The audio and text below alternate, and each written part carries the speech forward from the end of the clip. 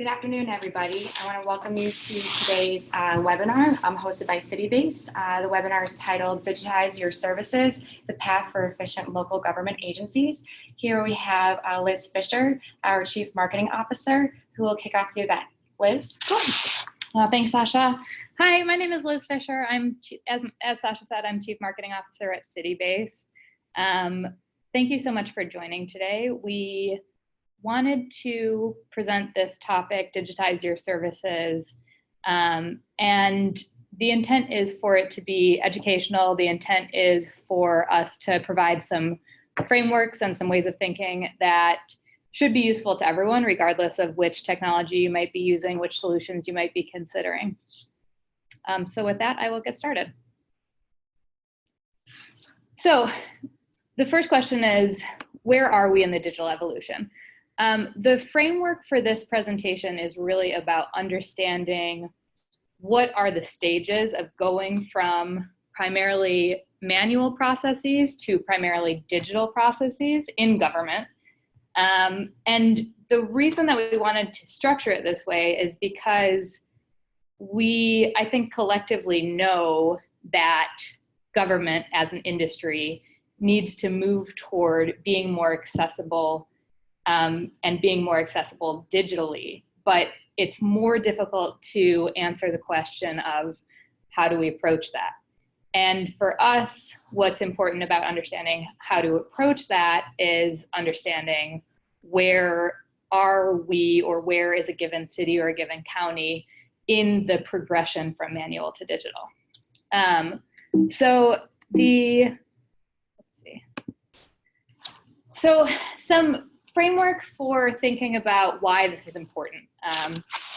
We ran a survey. This is primarily of NACO attendees, so the National Association of Counties, and got about 100 responses, so a good sample size.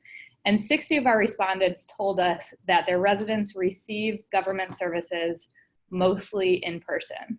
So this is how we typically think about government today. We typically experience government as going to City Hall or going to the county building or going to visit the agency who oversees a given service to fill out paperwork and speak to someone who works with the agency.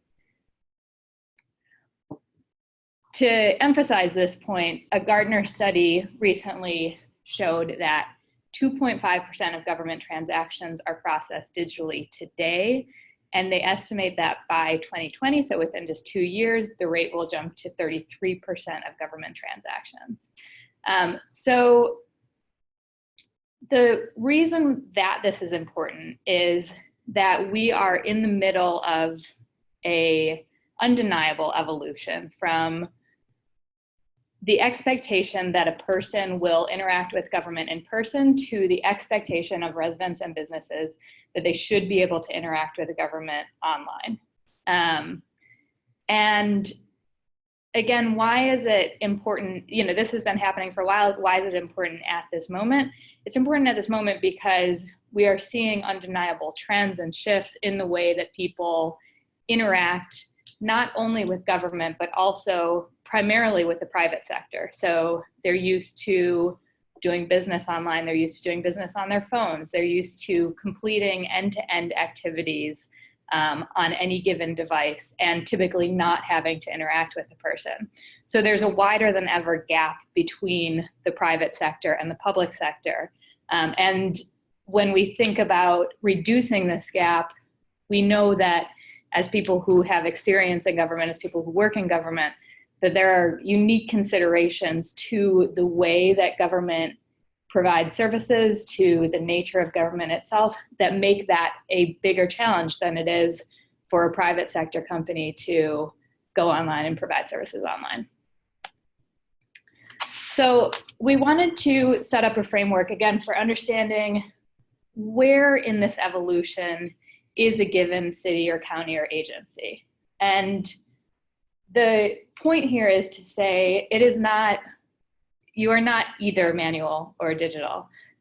You are in an evolution or on a road map to becoming more accessible digitally. And we think that it's really important to be able to identify what stage am I at now so that you can start to think about what questions do I need to ask, what do I need to focus on to get to the next stage. So there are 5 stages that we've identified. The first is inform. So think about this as step 1. The first step to becoming accessible digitally is to having a digital presence. This is usually a website. And this often happened 15, 20 years ago that cities, counties introduced their first website. A lot have been making investments in their websites more recently, so it's likely that you have something updated that has a look and feel that, that you're satisfied with. And so that first step is bringing information online so that a person can look up a given agency, look up their city or county, and learn about what services are available to them, what obligations they have, what ordinances apply to them. The next step is interact. So the next thing that we want to be able to do is, beyond just providing information online, we want to be able to provide residents and businesses the ability to start or complete full activities online. This is the interact stage. So interact would look like I can complete high volume, high value activities online, like applying for a business license or paying a utility bill. And it's still, because we're early in this progression, it's still probably a fragmented experience where if I'm paying a water utility bill or I'm applying for a business license, that's probably a very different experience for me. And it might even be at different websites. So the next stage from interact is integrate. Beyond giving people the ability to start and complete some activities online, when we get to integrate, the intention is that the front end of the process, so where the constituent finds that service, and the back end of that process, where the agency administrator manages that process, those two things are integrated. And typically that's a technical integration. That's an integration between the front end and the source system or the database that the agency uses to manage their business processes. We also think about integrate in another way. Integrate is also integration in the experience among different agencies. So I'm going to give you an example of this a little bit later, but essentially when someone interacts with the government, they're usually not interacting with one agency only. They're usually interacting with, call it 3 agencies to complete a process like transferring property. And we want to make sure that that experience is common among those different agencies and that a person can easily complete that full process, even if it requires interacting with a different agency. The next stage is automate. So automate is, we've already moved from inform, information, interact, the ability to complete an activity, integrate that, the integration of that activity to the back office process. And automate starts to, the integration is the foundation for automation. Automation is the ability to automate certain pieces of that process. So an example is that someone who is applying for a deduction might meet certain criteria, and that application will be automatically pre-approved so that an agency administrator doesn't need to do the entire process that they would if they didn't know that someone had met the right criteria for approval. And the final stage in these 5 steps is personalize. So I think it's really important to know what these stages are, because even if you're starting from the point of my information is online and that's what I'm working with right now, and I'm wanting to get to that next step of allowing people to complete activities online, we still want to keep in mind what the end goal is. And so for us, we express the end goal as personalization. The way to think about this is, right now, government provides essentially one level of service to every individual, every business. We think that, you know, there's one way of receiving information. It might be by mail, it might be by finding it online. But ultimately, through technology, we have the ability to understand both behavior in aggregate. So how are people wanting to interact with the government? What services do they usually receive together? And also, we have access to individual information about a person. It might be their household size, it might be the school district that they live in, their income level. And by combining that information, which is often held across different agencies, we can start to give them proactive suggestions like your school applications are due, or you qualify for a free and reduced lunch program. Would you like to opt into that? So we consider Personalize to be the end goal. So again, to recap, the 5 stages: inform, interact, integrate, automate, and personalize. And I think, again, what's important here is to know that these build on each other. So it really is a journey, it really is a roadmap. And this is intended to be helpful for thinking about where am I now and where am I looking to go. So to give a specific example of this, I'll talk about a property tax deduction. So a county will often offer different types of deduction. In Indianapolis, it's senior citizens deduction, mortgage deduction, homestead deduction, and this allows the taxpayer to save money on their property taxes, given certain criteria. So if we're at the inform stage, a resident is able to go online and read about what deductions are available to them and read about the criteria. And then in order to receive that service, they're typically going to be printing out a PDF, or they are going to be going in person to the agency. For Interact, we have moved up the digital spectrum, and so someone can find that deduction application online. And it's a web native form, which means that instead of going to a PDF, I'm on a web page. I'm able to fill in the specific forms that are applicable. And typically at this stage in the process, that form submission will generate an email or a spreadsheet to the agency.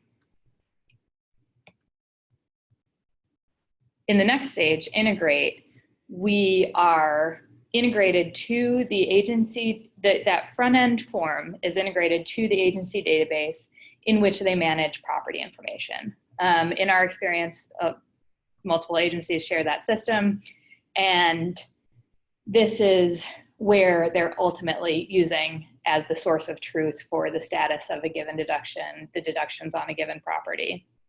And so integrating either directly to that system or to an administrative tool that allows the agency staff to kind of manage and track those applications, that is a reflection of the integrate stage. For automate, and I gave this deduction, or I gave this example when I was talking through the stages at large, but essentially for automate, we're looking to automate certain pieces of that process. So in the example of a deduction, it might be that because a person has a validated address in the county, because we know the assessed value of that property, and because we know the income level, and because we know their age, they would be pre-approved just upon submitting that application, for example, for a senior citizens tax deduction. And this would take out a manual step of the process of review and allow the agency to already have pre-categorized applications that some of which need a lighter touch. The last stage is personalized. So I really like this vision. I think there are actually some counties who are here, but this is where I see us going, where I see government going. So the example for Personalize is that the information that I just talked about, the income level, the address, typically that information already exists. It might exist in the water utility database. It might exist in the property management database. It might exist in a social services database, or more typically across all 3 of those. But when we're able to draw on all of those databases in a consistent, common way, we can start to connect the dots and proactively apply a mortgage deduction to a person or a property who qualifies for it. So this is, not only the pre-approved status, but this is actually proactive service delivery, which if in your mind you're jumping to, do we really want that? I think that what we've learned and what we've heard is that type of proactive service delivery, even though, ultimately a county would be issuing more deductions, the savings in the administration of those deductions more than balance out. So at this point, we wanted to stop and kind of think about and help you think about where do you fit today? And you'll see that this is just 3 of the 5 stages.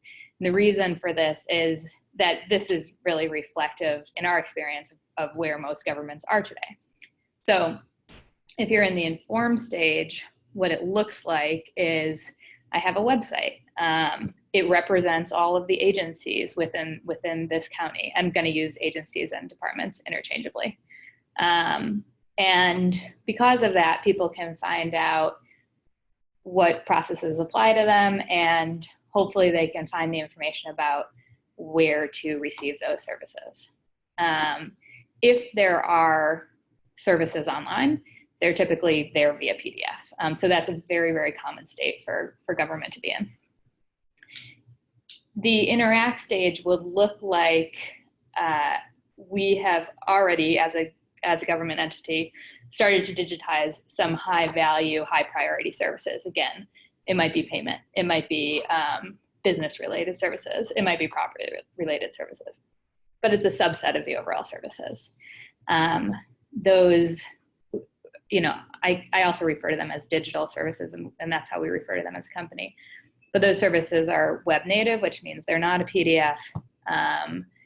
And at this stage in the progression, usually they're generating an email or a spreadsheet, and they have something of a different or a disparate experience from one agency to another, which is often based on which vendor is handling that. So you're often going to a third-party website to complete that process. If you're at the integrate stage, we think you're essentially ahead of the curve and on track to exceed that level of, 30, that Gardner statistic of by 2020, 33% of all government transactions will be online. So integrate is a really excellent place to be. I think it's an aspirational place to be. And I will show you an example of Indy, which we think is moving toward the end of that spectrum. If you're in the integrate stage, what it looks like is that people can find and complete many government activities online. Services are presented consistently across different agencies and departments. The services are directly integrated to either administrative tools or to agency databases, or, for example, payment processing systems that streamline both the experience for the constituent and for the government staff. So with that, I'm going to dive into an example of work that we've been doing with Indianapolis and Marion County, who I consider to be very progressive, and we've been very lucky to be a partner with them because they've undertaken a very broad initiative that is really about more. It's definitely more than a website. It's about making government services more accessible. It's about rethinking the organization of information and services in government and how they're presented to the constituent. And it's very much a concerted effort to think through the process from resident to agency administrator, and not only part of that.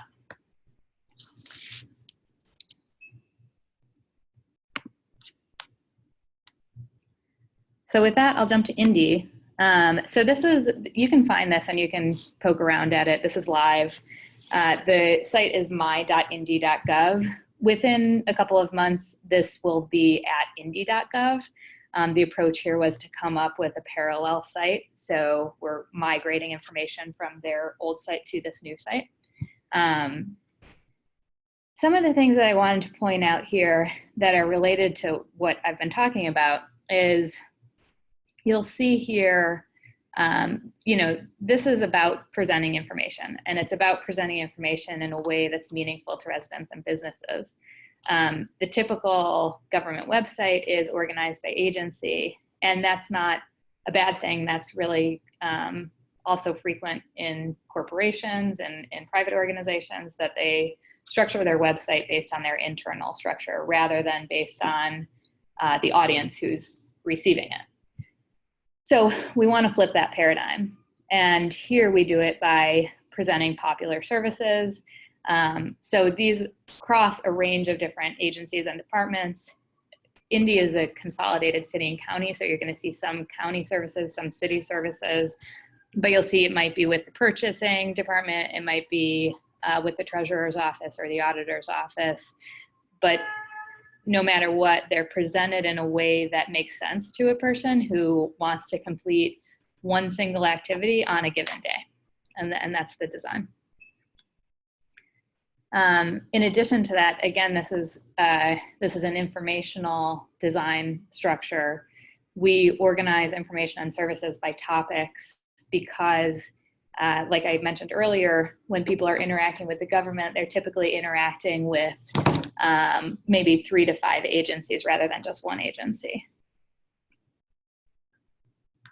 And then you'll see elected officials. So some of the things that I wanted to point out, I'll go here to the services page, which is really like an index of all of the pieces of information and digital services that are available to the constituent. What I want to point out here is there are many ways to find information. You can see that in the top navigation. You can look by services, by topic, by agency. You can search here by keywords. So I'm searching for property, and the cards that are relevant are staying put while the others drop away. You can also search by the agency that you want to work with, and by things like a person's identity. So if I'm a property owner, here are some of the services that are relevant to me that I might want to apply for or learn about. I like the phrase "no wrong door." So especially like if you're thinking about you're in one of those 3 stages: inform, interact, integrate, what we want to be doing is allowing people to find information in a way that's natural to them, and creating websites that are flexible enough to accommodate many different ways of identifying with the service that you're trying to find. So to take you through a specific service, I'm going to show you the auditors. Oh, one more thing to point out. So you'll also see that, you know, if I filter here for these 3 agencies, the auditor, the assessor, the treasurer, what's important, and this can be undertaken as a separate project.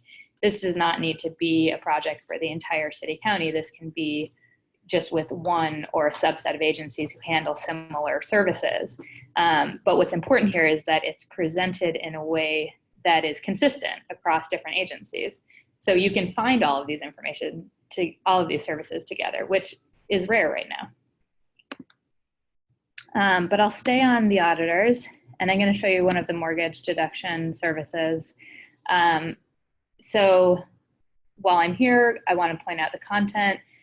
We are always aiming to use plain language, and I think that that's something that people can aspire to, again, no matter where they are in the spectrum of digitization. And then here you see related items. So again, these cross different agencies, and I think this is a reflection of that integration stage. Get started. So if we were in the interact stage, this is what I'm talking about when I talk about a web native form. And I also want to show you what this looks like on a mobile device. I'll have to hide that first.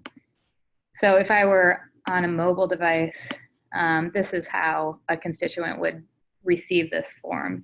And you'll see that it's very clean, it's responsive regardless of the size of the device. And this is really important because, again, when we talk about the gap between private and public, consumers have the expectation that they'll be able to complete things end to end, and not only on their computer, but also on their phone. So you saw all the information that a person needs to fill out, and this is what in a prior state would be either a paper form or a PDF. Here we are digitizing this service. Something really notable is when I just typed in an address, you can see that it's immediately validated against actually their GIS system in this case. So again, this is a representation of the integrate stage. What's notable is it's not only integrated to the GIS, it's also integrated to their property management system. So you see here that the parcel ID is provided.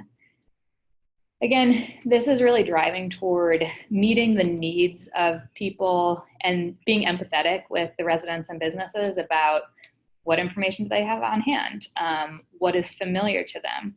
Whereas most people don't know their parcel ID or their PIN or whatever you call that unique identifier, they do know their address.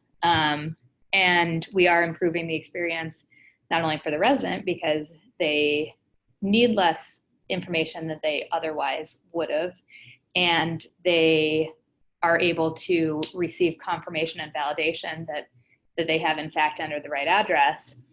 This is also starting to improve the process for the agency staff because prior to them even receiving a submission, we know that it's a valid address in the county.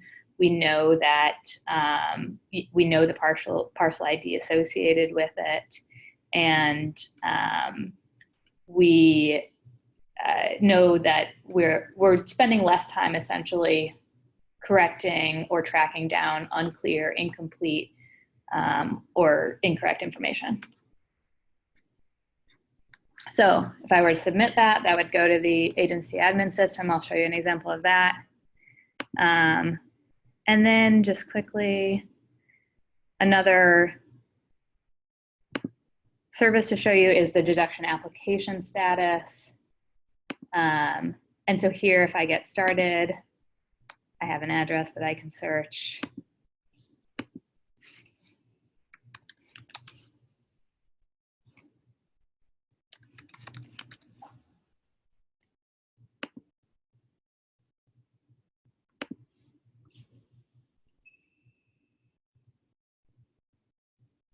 And the importance of this is, again, moving up that spectrum of digitization, moving up the level of progress toward even personalization and automation. A person wants to have assurance that they have completed that deduction application, that it's underway, that it's in process. And so here, among other ways like email notifications, here is a way that they can check the status of their property. They confirm that it is indeed their property. You can see which deductions apply to that property or are applied on that property. And then something interesting is potentially being able to show them what other deductions might be applicable to them that they could save money by applying for. From here, I'm going to show you just quickly a representation of the automation stage from the agency perspective. So this is an example of, this is actually our, this Indy is on our platform. This is another piece of our platform, which we call the response dashboard. So if a constituent is filling out, in this example, an appeal and assessment form, all of the responses are collected here for the agency administrator to see and manage. And so you'll see that you could, this is sample data. That's why we have Niles Crane and Allie McBeal. You can tell the generation here. So you can see all of the information that a person submitted. It has a label assigned to it through configured settings. We are able to see who in an agency touched this application and what steps they've taken. And you can actually communicate directly back with the constituent. Something that you can do within this tool that is reflective of that automation stage, so again, just kind of streamlining different parts of the process, so that you can create shortcuts. So for example, if a person has answered the question, is this the property owner who's submitting the form?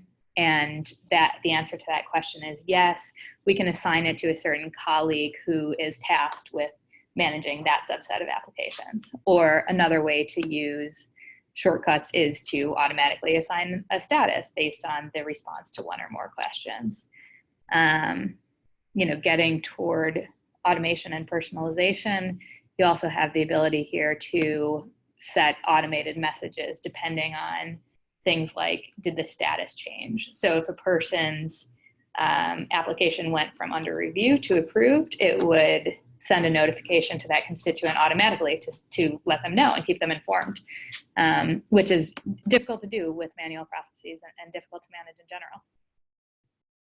So with that, I will go back and I'm going to wrap this up just by quickly talking about, depending on where you are in this progression, what should you be thinking about now? What can you be working on now?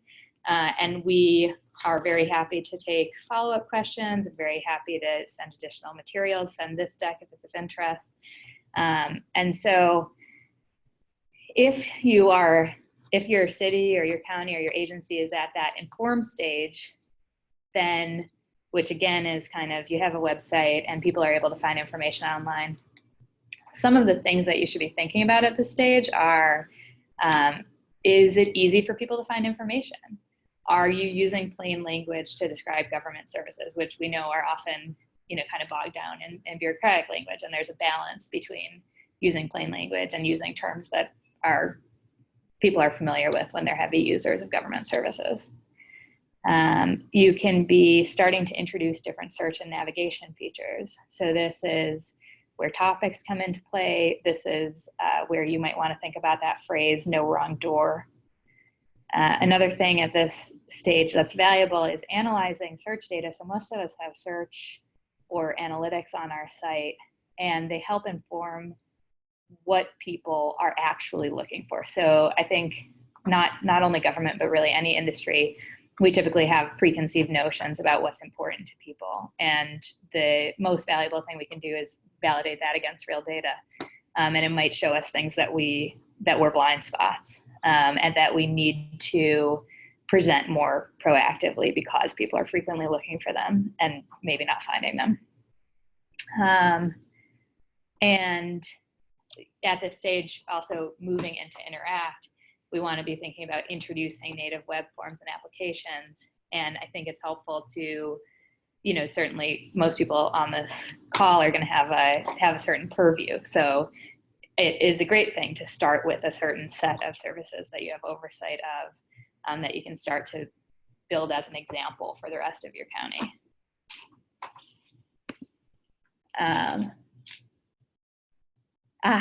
Yes, thanks. All right. So something useful to be thinking about at this stage is just, as you're moving from inform to interact, is this statistic that more than 30% of traffic to government websites is via mobile device. So we also really want to be thinking about mobile accessibility here. On the next stage of the progression, we're moving from interact, which is having some services online, to integrate. If you're at this stage and you have some services online, you want to be asking yourself the question, are these services and is our information presented consistently? And when I say consistently, I mean from one service to the next, from one agency to the next, ultimately from one jurisdiction to the next, and are they mobile friendly? You can be identifying initiatives in your county.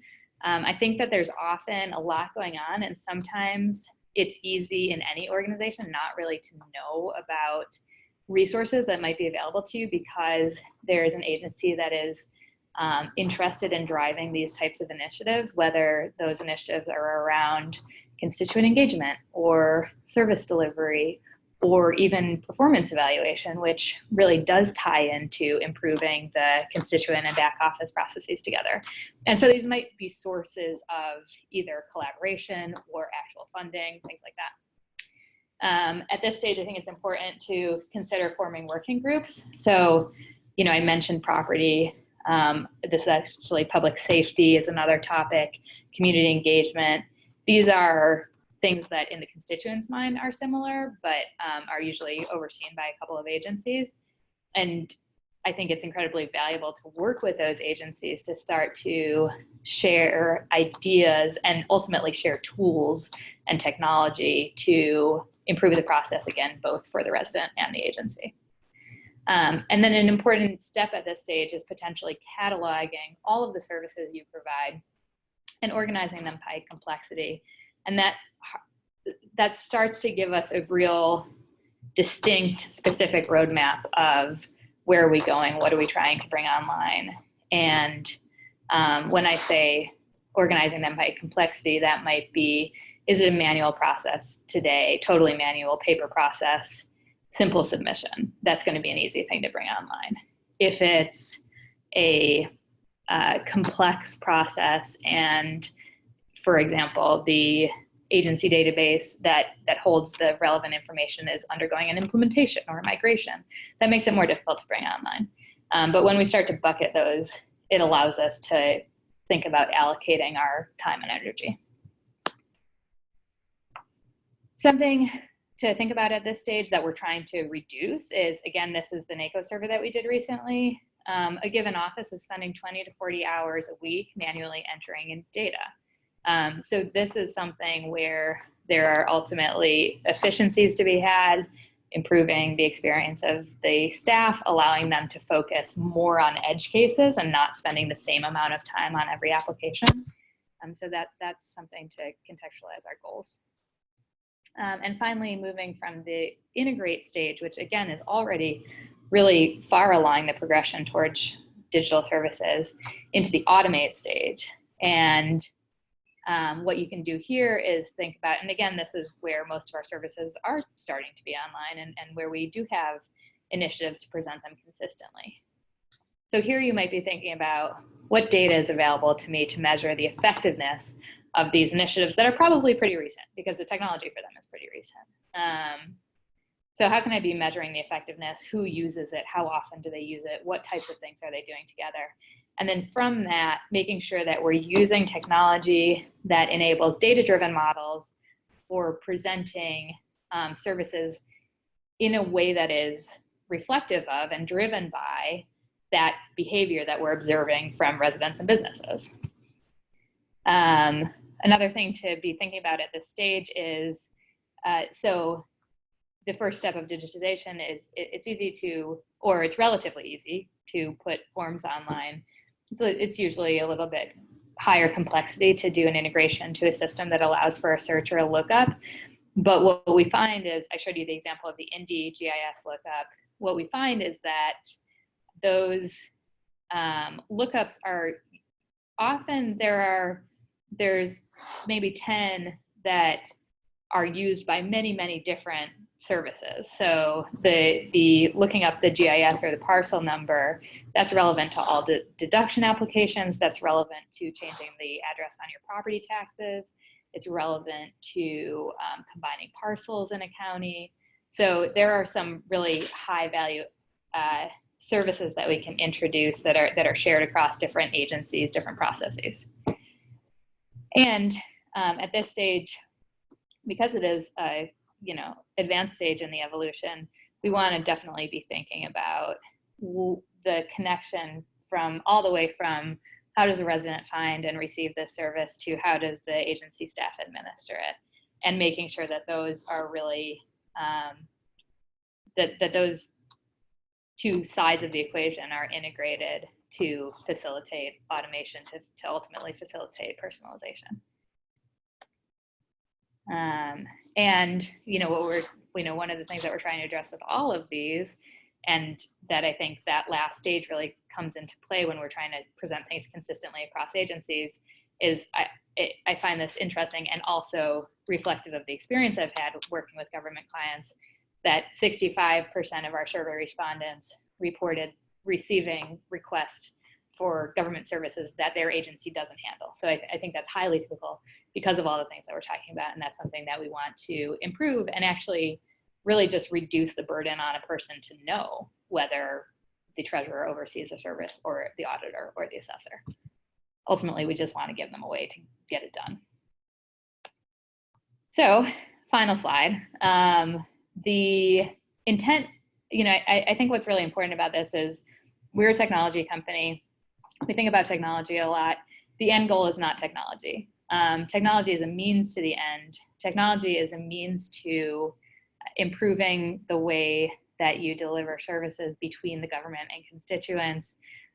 It's a way for creating more efficient operations. So how can we allocate our time, again, toward edge cases and complex cases and serving people who need it most, versus spending the same amount of time on every single application or registration.